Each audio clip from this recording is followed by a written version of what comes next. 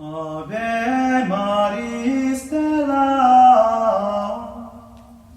Hello and welcome back to Vatican II in a Year. This is your host, Father Matthew Schneider. I am a priest of the Church of Christ and a theology professor. This is a podcast on the Star Christ Production Network at sqpn.com. Today we're on day 164 and we're covering Optatum Totius 10 on the formation in celibacy. It's going to be a little shorter today. If you want to follow along, we have a reading plan and more details at sqpn.com/Vatican or frmatthewlc.com/Vatican. These days, we're going through the careful development of spiritual training, chapter 4 of the document. Yesterday, we talked about seminarians should be saturated with Christ and conform to him so they transmit Christ in all they do as priests. Today, we're going to talk about seminarians should be prepared to live chastity by being instructed in its gift and its challenges. One little note here, this document, for whatever reason, tends to use the word students. And I tend to use the word seminarians because I think that there's something different about being in the seminary versus just being in another college where I would call them students. People might disagree with this. There's no doctrinal thing about it, but I've just noticed as I was thinking about what I was writing and what I was saying that I've tended to use the word seminarians. The document tend to use the word students. These words mean the same group of people here. Men preparing to be the priests, studying in some kind of formal academic studying at the time, but also getting formation beyond that. Just a side note, because I've noticed that slight difference in terminology that I've used versus the document. So today, paragraph 10 has 3 parts, subparagraphs. A, seminarians should be trained in both the challenges and the gift of celibacy. B, we need to recognize that marriage is a good, but the seminarians also need to recognize they got a better gift. And then C, instruction about the dangers to chastity and safeguards for it. So pretty straightforward. Let's get straight into 10a. Students who follow the venerable tradition of celibacy according to the holy and fixed laws of their own right are to be educated in this state with great care. For renouncing thereby the companionship of marriage for the sake of the kingdom of heaven, see Matthew 4:19, they embrace the Lord with an undivided love, together befitting the new covenant, bear witness to the resurrection of the world to come, confer Luke 20, and obtain a most suitable aid for the continual exercise of the perfect charity, whereby they can become all things to all men in their priestly ministry. Let them deeply realize how grateful that state ought to be received, not indeed only as commanded by ecclesiastical law, but as a precious gift of God for which they should humbly pray. Through the inspiration and help of grace of the Holy Spirit, let them freely and generously hasten to respond to this gift. So the first thing you notice when we read this is there's a respect for the Eastern rites. Chaldean or Maronite or Ukrainian Catholics, all those are Catholics, well, not all, there's Ukrainian Orthodox too, can have married priests. Married men can become priests there. Interestingly, for some people to know, priests can't get married. It's only married men who become priests. You have to do it in that order. And so that's important in that respect. And then what do we get to here? We get to the importance to educate on on this aspect of celibacy, this chastity lived in this manner. And it's important that we renounce marriage to more fully embrace the Lord. We don't just renounce marriage to renounce marriage. It's not because it's bad. And if a seminarian has that attitude, that needs to be helped because that is not the mind of the church. What kind of practical application does it have, right? So we witness to the resurrection. When we talked about religious life, we mentioned this as well, that this idea of celibacy is a witness to the resurrection because Jesus said in the resurrection we are neither given or taken in marriage. So we are all individuals there. We're not in marriage. We're all united together with each other and with God. And then it's the practice of charity.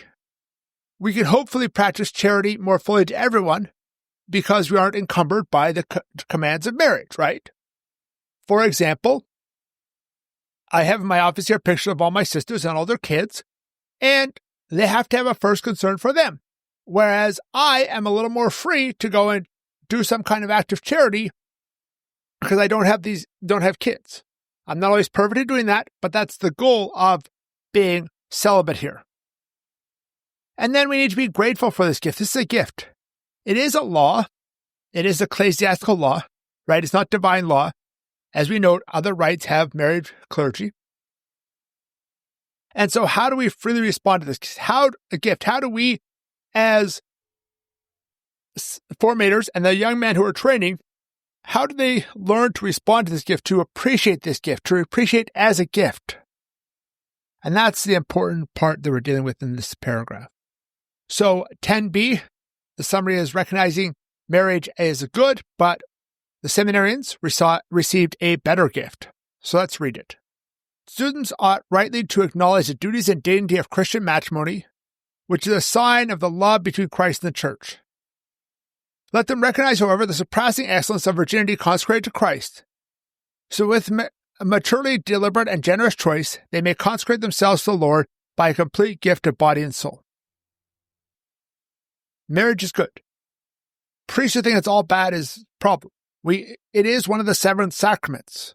We don't make bad things into sacraments. We only make good things into sacraments. And the sacrament elevates that good thing to be a holy thing. Marriage in that sense is holy. And what makes holy? It's that model union of Christ and the Church. But at the same time, there is an excellence in virginity in celibacy.